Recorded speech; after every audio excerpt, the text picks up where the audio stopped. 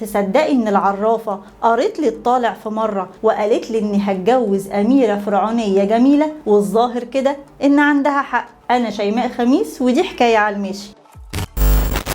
ماكس شيلدن كان القنصل الشرفي لمدينة ميونخ الألمانية سنة 62، وفي حفل تكريم للفنانين اللي مش ألمان بس شاركوا في أفلام ألمانية، ماكس كان مفروض هو اللي هيسلم الجوائز، وهوب بتطلع على المنصة بنت جميلة جدا، والبنت دي هي الفنانة إيمان، وهو بيسلمها الجايزة قال لها تصدقي ان العرافة قريت لي الطالع في مرة وقالت لي اني هتجوز اميرة فرعونية جميلة، والظاهر كده ان عندها حق. وماكس ما كدبش خبر وتقدم لها للجواز على طول، بس ايمان كان ليها شرط وحيد، وهو ان ماكس يدخل الاسلام، وقد كان، وتمت الجوازة واعتزلت ايمان الفن وعاشت معاه في ميونخ، وخلفوا 3 ولاد كل واحد منهم عنده اسم مصري واسم الماني، وعاشت مع جوزها وولادها في النمسا من سنة 94، بس كانت بترجع كل سنة ولا سنتين مصر، واتكرمت في مهرجان القاهرة السينمائي في 2002 عن مجمل أفلامها. إيمان أصلا اتولدت في 5 إبريل سنة 1938 في الإسماعيلية، واسمها الحقيقي